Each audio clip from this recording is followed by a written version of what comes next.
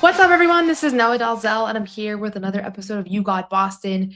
After the Celtics beat the Toronto Raptors to improve to 17-11 on the season, it is a 112-96 win over Toronto, and this is a big-time win in particular because they did it without Jaylen Brown, who misses the second night of a back-to-back, out with illness. This was also a big win because they jumped the Raptors in the standings and re-secure the number 3 seed in the Eastern Conference. And it's still really early, so maybe it might even be too soon to really talk about seeding. But at the same time, I can't help but be impressed that 28 games into the regular season, the Boston Celtics have the third best record in the Eastern Conference. I don't think a lot of people would have projected that. I think, in fact, very few people would have projected that because it's not 2 games in. 28 games in is a pretty decent sample when it comes to team success, and they've had a lot of marquee wins. The Raptors have been a good team, and both times they faced off in Toronto, they've come away victorious. So once again, I'm going to discuss the things that stood out to me most, and I have to start exactly where I left off yesterday. Yesterday, I'm at TD Garden after the Celtics win over the Heat, and all I wanted to do was talk about Hugo Gonzalez, who had just tallied a career high in rebounds, which was 8 at the time, and in minutes, which was 29. And one night later, on the second night of a back-to-back, with Jordan Walsh battling illness, Joe Mazzulla reveals pregame per Gary Washburn of the Globe, Hugo sets a career high in rebounds again, 10 rebounds. It's his first double-double of his NBA career, plays 28 minutes, and finishes this game remarkably a plus 37, which is incredible when you think about the fact that this game was pretty close for much of the night. And so I don't know what else there is to say about Hugo at this point. This guy is 19 years old. He was drafted late in the first round. He barely played with Real Madrid, but was highly touted. And on draft night, I specifically didn't really have him in my group of players they might secure because, first of all, I knew they needed front court players. And second of all, it's like this is a guy from overseas that doesn't have like much of a proven resume. But the Celtics got a hit. Like, I have no other way to think about it at this point other than they got a hit. This might be a lottery level talent at this point, at his age, to be able to do the things that he's doing, particularly on the defensive end. In the fourth quarter of this game, he gets 2 steals, and that was crucial to them kind of putting the game away in that fourth quarter. He has a monster dunk, which they got the Celtics bent on their feet. He was celebrating, smiling, grinning. He's talked about it quite a bit, but he just feels the game, the emotions of the game, which makes it really fun to watch. But he's 5 of 9 from the field, 5 of 7 from 2-point range, 10 rebounds, 10 points in 28 minutes, coming off the bench in a night where they needed a boost because a lot of the starters just didn't have it, and obviously they're already down Jaylen Brown. This was just big time. And so it's 2 nights in a row where he's now kind of building off of a career performance one night after the other, kind of what happened with Jordan Walsh earlier in the season as well. And I just keep reminding myself, he's 19 years old. And so the sky feels like it's the limit. I'm not going to put a ceiling on what he's capable of. Obviously, the draw with Hugo is the defense, but I've been really positively surprised with the offense as well. Like, he's been shooting well. He was 0 of 2 from 3 in this game, but in general, he's been shooting well, and teams are leaving him open, and he's been hitting it around a 45% clip this season. So I honestly don't know how much more there is to say about Hugo Gonzalez, but I will just say that when it comes to tanking and the discussions around that, and I know there were a lot of fans that really wanted to see the Celtics tank this season because they wanted to see them secure a player that comes in and immediately makes an impact. I'm not saying that Hugo is like a franchise player. It's so early on in his career to know what his offensive limitations might be. He's not anywhere as proven as some of the guys that get drafted in the lottery as far as like what he's actually done on the court. But he currently leads the NBA among all rookies in plus minus. He's been one of the best defenders in the rookies for certain. And he doesn't look like the offensive liability that I think a lot of people thought he might be. So again, I'm not going to do a player comp yet at this point because I do feel like it's so early in his career, and it's honestly just really hard to do those in general. But they got a legit player in the end of the first round, and you don't always get that. A lot of times you miss completely. And I'm pretty confident at this point. It's just a few months into the season. He's still really young. I'm pretty confident they got a real winner on their hands based off of his work ethic and his demeanor and everything else, but also the way that he can blow up plays. I mean, on the defensive end, the way he helps and recovers and gets back to his man and just has great instincts with his hands. Like, it's just so impressive to watch. Go back and rewatch some of the plays where he's on the floor defensively, even ones that don't result in anything spectacular. He's just doing the right thing at the right time. And that's something that's really hard to teach, especially for a young guy that doesn't have the NBA experience that a lot of his counterparts do. So big takeaway from this one, and maybe I should have started elsewhere, but he's the guy that I'm kind of is at the forefront of my mind when I think about who is going to be a part of the next great Celtics team. I think the Celtics are going to win a championship with Hugo Gonzalez as a starter. Like that's the sense that I get right now from the way things have been unfolding this season. And I'm not saying it's going to be this year, but I think at some point in his career, he's going to win a title and he's going to be a key part of a title team, and he's going to be one of like the beloved Celtics players, right? The guy that's diving on the floor, that's emotional. Like I talked a little about this on the postgame show, but Jaylen Brown and Jason Tatum, I think one of the things that has been a knock on them is how even keel they are, which is a really good thing as far as their basketball performance, but it's harder for fans sometimes to connect with it. And they've changed over the years too, but Ugo is somebody that you can feel the emotion that he is feeling as though it is your own emotion. And it's really fun to watch, as much as it can be a little bit of a weakness for him at times as well. So that's the first thing I wanted to talk about today. Number two, I probably should have honestly started here, but Payton Pritchard has been super effective this season when one of the key guys has been out. When he's asked, you know what, Payton, we're going to need you to take 24 shots. Like tonight, he hits 13 of them en route to 33 points and was just doing a little bit of everything for the Celtics team. 10 assists, 8 rebounds, 4 of 9 from 3, just a single turnover, which is, again, I don't want that to be discredited, like how effective he has been with the ball in his hand this season and how consistently since he got into the NBA, he's been among the league leaders in assist to turnover ratio. Like he does not turn the ball over, despite the fact that he's oftentimes has the ball in his hand and he's driving and he's kicking it out to guys and he's setting players up and he's handling a lot of ball pressure. He does a great job at that, but 33 points for him tonight. 19 of those came in the third quarter, in which he exploded on 8 of 10 shooting. So that was a crucial stretch to kind of give them that lead entering the fourth quarter. And this is not the first time that he stepped up in a massive way with another Celtics player sidelined. Against the Cavs, second night of a back-to-back, Derek White and Amish Kata were both sidelined. What does he do? He goes off for 42 points, which was a season high, right? Jaylen Brown had that 19-point triple-double, but he was off from the field in that game. He also had a 20-point, 8-assist night against the Wizards with Jaylen Brown sidelined. So in all 3 games so far this season, where the top 2 options on this team one of them has missed time, he has just stepped up into a bigger role. So he's still not shooting from 3-point range at the clip that he would like. He's at 33% from 3, which is 8% lower than what he was at last year, and significantly lower than his career average as well. I mean, he had a 36% season, but in general, this is below what his normal capabilities are. Some of that is that he's getting more defensive attention. Some of that is that he is getting guys like Asar Thompson at times guarding him. Jalen Suggs, like he's getting legit defenders guarding him and prioritizing him because he's on the scouting report, right? He's not coming off the bench as an X factor anymore. That being said, I do think that outside of the 3-point shooting, he's had a really effective season. And you look at his percentages in the non-restricted paint area, and he's a top 5 in the NBA. So when you step out of the restricted area, he is one of the most elite scorers in the game today. He's with Nikola Jokic. Like that's the category that he's in, shooting from that mid-range spot. It's almost like the inner mid-range because it's still in the paint, right? So he's found ways to get going, and a night like tonight, they desperately needed him. If he doesn't have that third quarter explosion, they probably lose this game, right? Amish Kata was great. I'll talk about him in a moment, but 7 of 7 from the field and route to 14 points. But Jordan Walsh was not a factor in this one. He only attempts 1 shot, plays 12 minutes. Sam Hauser was 2 of 6 from the field. Derek White was 5 of 20, although it felt better than that because he had some very timely ones in the fourth quarter. But they needed offense in this one. They got a little bit from different guys on the bench, Anthony Simons, Hugo, Luka, I'll talk about him in a moment as well. But really, he shouldered the load in a night where they needed him to, and it's a luxury that a guy who is on the kind of contract that he's on, who was a bench player last year, who stepped into a much bigger role this season, that he can explode with this kind of stat line, 33 points, 10 assists, 8 rebounds, nothing to scoff at for certain. And I just want to give a shout out to our friends over at PrizePicks. It is the holiday season, the best time of the year for sports, bowl games, basketball matchups, playoff pushes. It is all happening at once. And while you and I are here making decisions every day, what gifts to buy, what to eat, which game to watch, there's one place where it feels good to be right: PrizePicks. PrizePicks is available in California. It's available in Massachusetts.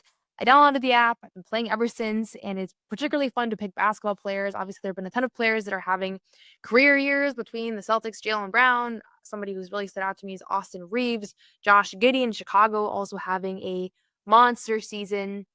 PrizePicks now has early payouts. If your lineup gets off to a hot start, you may now have the option to cash out those winnings before the game even finishes.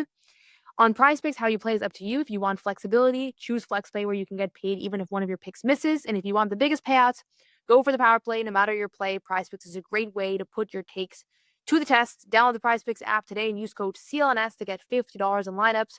After you play your first $5 lineup, that's code CLNS to get $50 in lineups after you play your first $5 lineup. PrizePicks, it's good to be right. So I mentioned Hugo before the break, and I mentioned Payton Pritchard, who's continued to shoulder bigger responsibilities this season, and certainly in nights when Jaylen Brown or Derek White are sidelined, he's stepped into this larger role. There's a guy on this team that has gotten a lot of flack in recent weeks, and I think you look at the plus-minus numbers, they haven't been great, undeniably, and that's Luka Garza, who has mostly fallen out of the rotation for the past month or so. And even when with Kata's been out, they've turned to Amari Williams over him against the Pistons. There's been moments where they prefer Josh Minot at the 5, playing a small ball lineup. Like, he has fallen out of the rotation. And I'll give him credit.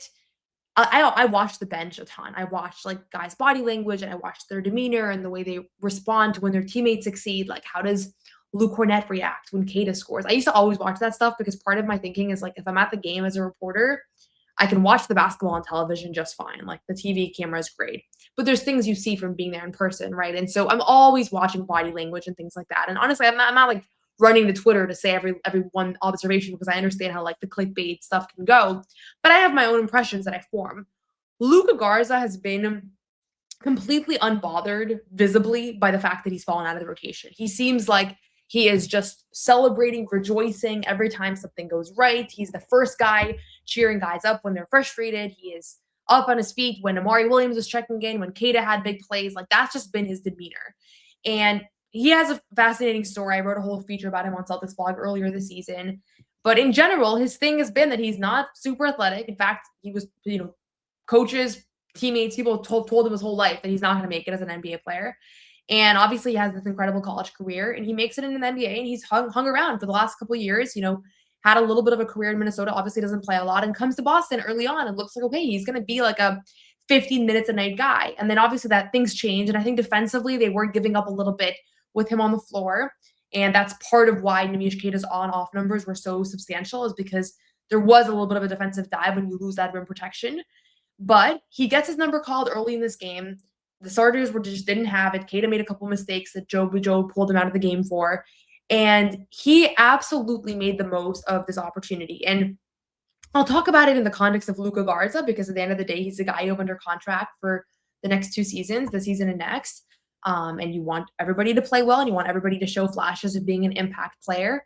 But I also wanted to talk about it in the context of the Celtics and Joe Mazzulla and the culture that they're building, because you can say, okay, you know what? Not a Luka Garza game, not a Luka Garza month. Luka Garza is not useful to us anymore. Like, that can be how things go sometimes. And then you see the guy just is not bought in, and he just kind of fades away. And then you call his name, you call his number, and he's just not ready to go. He was absolutely ready to go from the jump. He finishes with 10 rebounds in 25 minutes. He was a plus 22, 12 points on 4 of 9 shooting. And the most remarkable part is, of the 10 rebounds, 9 of those were offensive. Also racked up 2 assists and a block in those minutes, but was just a net positive when he was on the floor today, and was a big reason why they were able to come out with a win. Same thing that I felt in Orlando, where he had that big-time game, 16 points, just comes alive. He has a knack for the ball on the offensive end that's almost uncanny. Like, he's secured a couple of offensive rebounds off of air balls, which is just like, sometimes I feel like that's just luck. Like, it's just amazing how he's able to be in the right spot at the right time.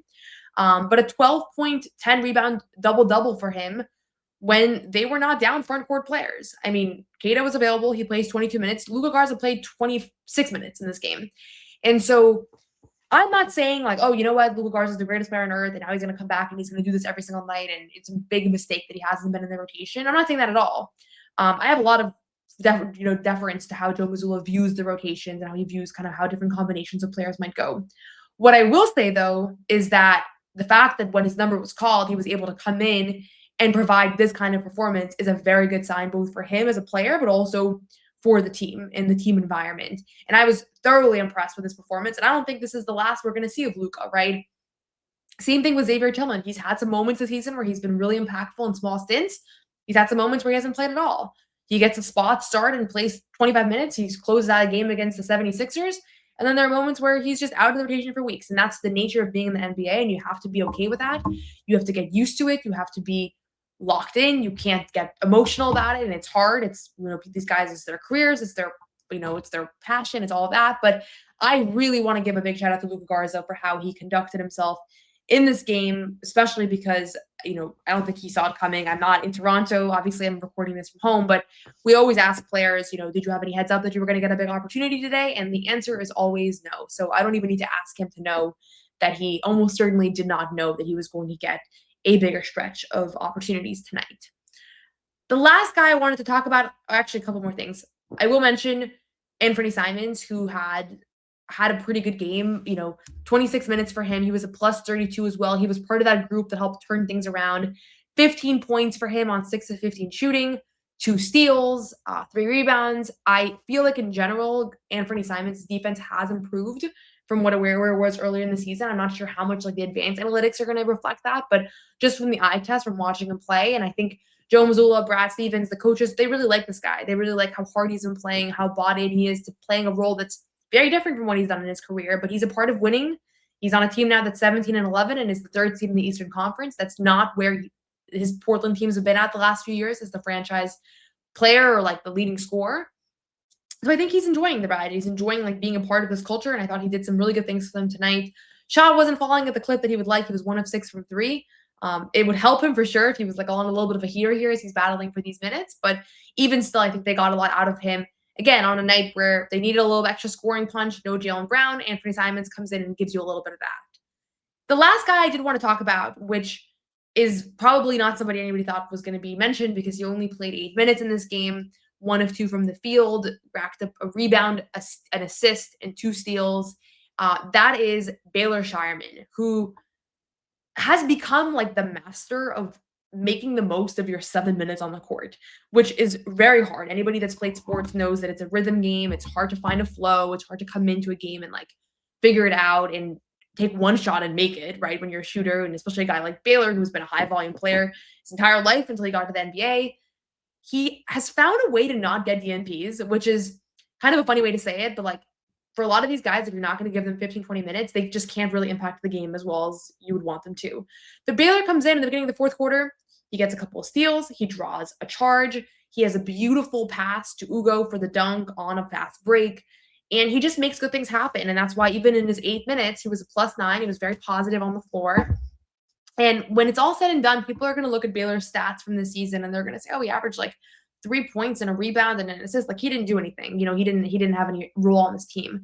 And it's not true. He has had a role on this team, and it's not a huge role. It's not as big of a role as Jordan or Hugo or Josh have had, but he's found a way to still be out there. And again, a game like today, he's playing 4th quarter minutes in an important close game at that point. And there's a reason for that. It's not because Joe Mazzulla feels bad for him and wants to give him an opportunity. It's because he is doing things that impact winning. And so he's another guy like Luka that I think a lot of people I've heard a lot of discourse around oh, does he even do he's no good. Let's see the more athletic counterpart on his team. People kind of like to see that. But there's a reason why he's on the roster, and there's a reason why they drafted him, and hasn't been all smooth sailing, through his 1.5-year career, but he's also literally in the 2nd year of his career. He has not had a ton of opportunities under his belt, and I've been really impressed all season long with how much he's been able to capitalize when he is given an opportunity. You could come in for 3 minutes and do absolutely nothing, right? Because you've barely played all night and nobody's going to remember it. But he comes in and makes you have to question the next game. Should we give him more of a chance? Because he did a couple of really good things when he was out there. And I thought tonight was a perfect example of him just maximizing impact in those moments. So shout out to Baylor Scheierman, who once again just finds ways to be the epitome of a stay ready guy. So a lot to like across the roster in this one. I didn't mention Derek White much, but he struggled from the field in general, 5 of 20 from the field, but he hits a couple big threes early in the 4th quarter that just helped blow the game open. In Derek White fashion, he has been one of the NBA's most elite clutch time players again this season, despite the fact that he's had a pretty inefficient year from the field. And so Celtics come back after there was a 1-game road trip to Toronto. They come out of it with a win. It's always good to get a win, but especially when you can get Jaylen Brown a rest game. Jaylen Brown plays on the first night of a back-to-back. He's sick, so he misses the second one. They come back on Monday. They face the Pacers. I believe the next 6 games are against sub-500 teams. So they have an opportunity here to really solidify their spot in the standings. And we already know that it's not just because you play a less good team, it's an automatic win. They've already had a couple of letdown losses this season against Milwaukee, against the Nets, against the Jazz.